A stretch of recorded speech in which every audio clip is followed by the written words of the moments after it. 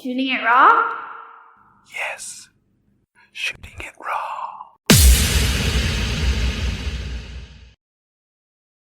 Are you a cat person or are you a dog person? For example, Fugazi, my cat, loves my podcast. Or my dog, Kafka, he also loves my podcast.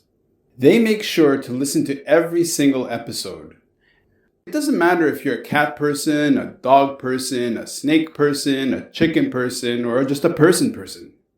Give my show a listen, and if you like it, give me a thumbs up and share it, and help me grow it into something that can go big for everyone. And now, back to the podcast.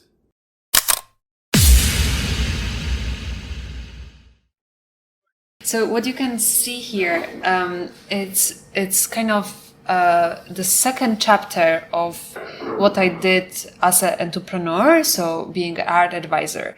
So on the picture, you can see art installation. It's something which probably reminds you about a globe and some particles around the globe which can be similar to galactica.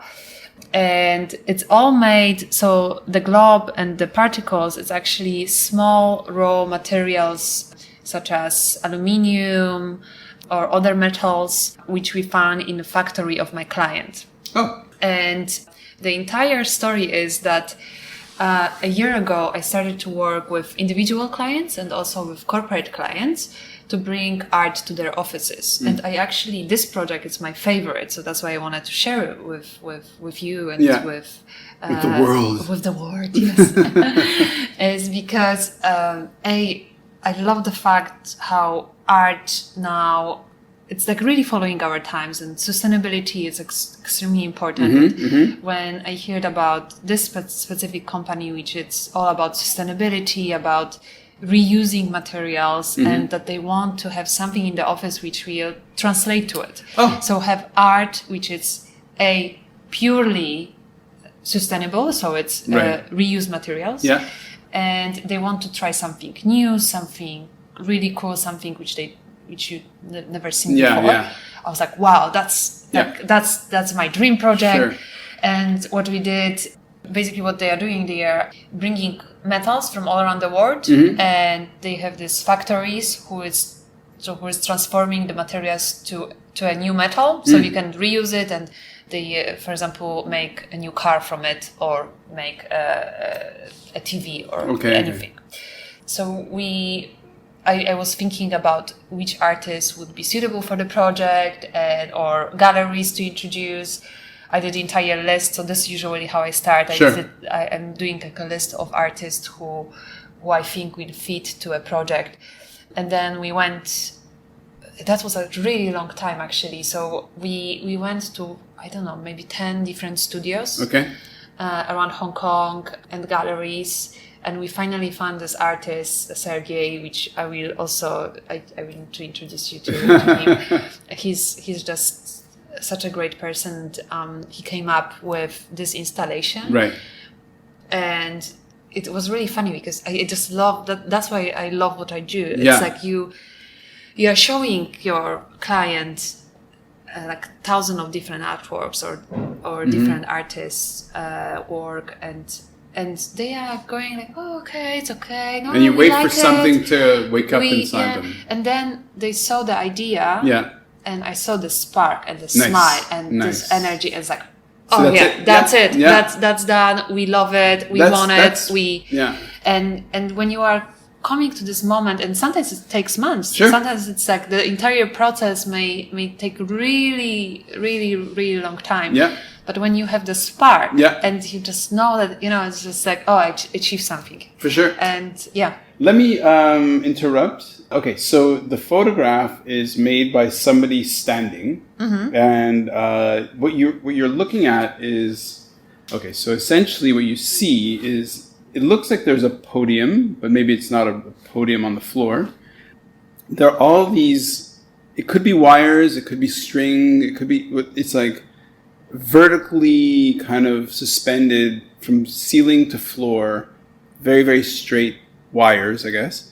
And I don't know if each one has a chunk of this raw material, and it does look kind of metallic or like an ore, and it all looks like it's, so essentially some of them are kind of peppered around or kind of suspended around, looking almost like satellites around a kind of a globe of this very densely packed, essentially a sphere of this sort of material. The top is, and it's not a defined line. It's very organic feeling, and it's very kind of rough looking. But the top is this mostly brown, rusted metal color, and the bottom is more kind of a raw, clean aluminum gray. I can imagine that standing in front of this piece, is this installed in an office? Correct. Okay, so it's installed in an office. I can imagine standing in front of this piece, having, and this is what I love about this kind of work, is that you don't have a frame of reference. You haven't seen anything. Well, you've seen worlds and space junk, which is one way of thinking about it. But it's visually so arresting, and this isn't to say that it would mean something for everybody, but I could imagine coming into an office and seeing this, and then your brain making you stop and going, okay, like, what am I looking at? And in a way, that moment of uncertainty, I think, is fascinating. It's really, really cool. Yeah, no, it's absolutely great. And actually, if you are thinking, so you cannot see it so well on the picture, but basically, the artist, what he done, he went to the factory. Yeah. And he just chose like this garbage. Right, random garbage. It was garbage. Yeah. But he managed to find actually really interesting pieces. So, like on the left-hand side here, you can see a part of a golf club. Okay. Oh yeah, which yeah. belonged to very famous golf player. I have nothing. I don't know nothing anything about golf either. Yeah. But there was a signature on Okay. it. Then he found like hundreds of coins, which are also aligned and creating this globe-like image. And to be very fair with you, it's actually every time I'm going there, it's look a bit different. Right. Because of the lighting. So you cannot see it on the picture, but on the right-hand side, there's like this beautiful window, which is showing like harbor front. Sure. And once the light is coming, yeah, this is actually transparent. Oh, okay, yeah. So the entire globe, like through the globe, the light is coming through. Right. And it's just getting all this reflections, sure, which the metal is giving you. Yeah. So each time of the day, it's going to be different, and it's going to change. Yeah. Depends on the lighting, and also like you mentioned the string, the wire. So the wire, which it's so that was actually a lot of mathematic equations to actually put it. Okay. So very the precise. artist, Yeah. the artist want to be super precise and actually create perfect circle. Right. So he was actually working with another engineer who was doing like a special. So they had to drill into this kind of wooden deck. Like I think that was 7,000 small, small pieces. Yeah. To put the wire, and the wire is almost invisible. So it's look like a floating kind of globe. So that's why it was kind of. Is it really fixed, or do they? If there's wind, would it move and spin? No, it's fixed. It's perfect. Okay, it's fixed, and so it will. Obviously, it can move slightly but it will. It's quite. It's strong. Static, and you also mentioned that there is a small platform. So the platform, actually, initially we were thinking to kind of. So it's a carpet on the floor. Yeah.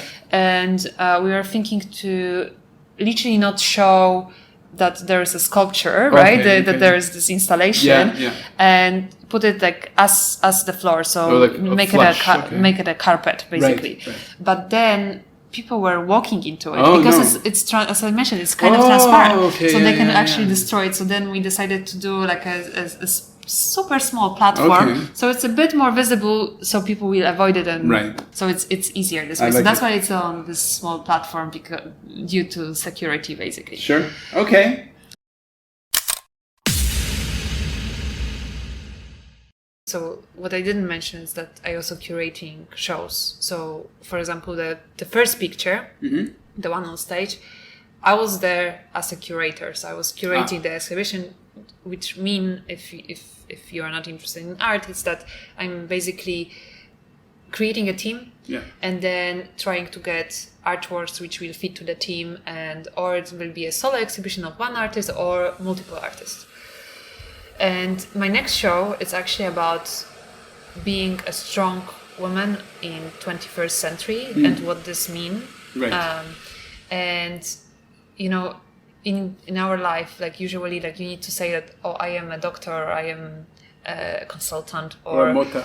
I am a Mota, right? A doctor or a cyclist, And on this exhibition, I wanted to show artists who are also mothers, right, who are also, I don't know, maybe they are also models, they are athletes, and they have many different roles in life. Sure. And none of the role is more important. Right.